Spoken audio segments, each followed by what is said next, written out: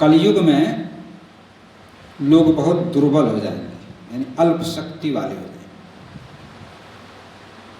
जितनी शक्ति सतयुग में मनुष्यों की थी उतनी अब नहीं, और जो आज से 500 वर्ष पहले था वो शक्ति अब नहीं है। दिन प्रतिदिन ह्रास होता चला जा रहा है शक्ति। तो जीव जो है अल्प शक्ति है, फिर भी शक्ति का विनाश करता है। इसलिए इस कलयुग में साधन सरल हो, तभी कलयुग का मानव भक्ति कर सकता है। यदि उनको कठिन काम बता दिया जाए तो कोई भक्ति नहीं करेगा। इसलिए कलयुग जीवों के लिए ऐसा साधन बताया जाए कि कम समय में और कम कठिनाई में कर सके। मंद बुद्धि वाला इसलिए कहा गया है कि जो काम करने की बहुत ज़रूरत है उसको तो करता नहीं, और जो न करने योग्य है उन्हीं कामों को करता है। इसको मंद बुद्धि कहा जाता है, प्रमादी। प्रमाद कहा जाता है कि जो करने योग्य कर्म है उसको न करना, और जो न करने योग्य उसको करना, इसका नाम है प्रमाद। तो कलयुग में जीव हो जाएंगे प्रमादी, मंद बुद्धि वाले हो जाएंगे।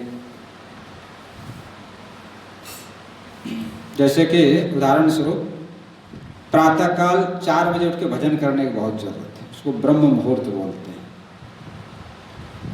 लोग यात्रा करने के लिए चले जाते हैं, यज्ञ करते हैं, दान देते हैं, सब उत्तम कर्म है। लेकिन सबसे उत्तम ये है कि घर में प्रातः 4 बजे जग के भजन करो, ध्यान करो, जप करो। लेकिन आजकल विपरीत चल रहा है। आजकल लोग क्या करते हैं, रात्रि को 12-1 बजे तक सोते हैं, 2 बजे तक सोते हैं, फिर दिन में 8-9 बजे तक सोए रहते हैं। तो 4 बजे के बाद सैया पे जो पड़ा रहता है उसके पुण्यों का नाश होता है, और स्वास्थ्य के लिए भी हानिकारक है। तो हमारे ऋषि मुनियों ने बताया है कि जो ब्रह्म मुहूर्त है उस समय जगने से अनेक लाभ होते हैं। स्वास्थ्य के लिए भी लाभदायक, अध्यात्म के लिए भी लाभदायक। इसलिए ब्रह्म मुहूर्त में जग जाना चाहिए। एक कहावत भी है, जल्दी सोवे जल्दी जागे, ज्ञान ध्यान सुख संपत्ति पावे। तो जल्दी सो जाते हैं, ऐसा विधान है कि रात्रि के प्रथम पहर यानी 9 बजे के बाद सो जाना चाहिए, 9-10 के बीच। और अंतिम पहर यानी 3 बजे के बाद 3-4 बजे जग जाना चाहिए। 2 पहर सोना पर्याप्त होता है। ये रात्रि का दूसरा पहर और तीसरा पहर, 2 पहर विश्राम करना चाहिए। फिर जो अंतिम पहर है उसमें जग करके भजन करना चाहिए। कलयुग में मानव जो है व्यवहार में तो सावधान रहता है, लेकिन भजन में सावधानी नहीं रखता। जैसे कि बहुत से लोग रुपया गिनने बैठते हैं, तो कुछ भी आप बोलोगे तो सुनेंगे नहीं, लेकिन जब आप भजन करने बैठते हैं तो कोई बोलता है तो सब पता चल जाता है, क्योंकि भजन में एकाग्रता नहीं रहती और संसार का काम करने में एकाग्रता रहती है। इस तरह से भजन में भी एकाग्रता होनी चाहिए।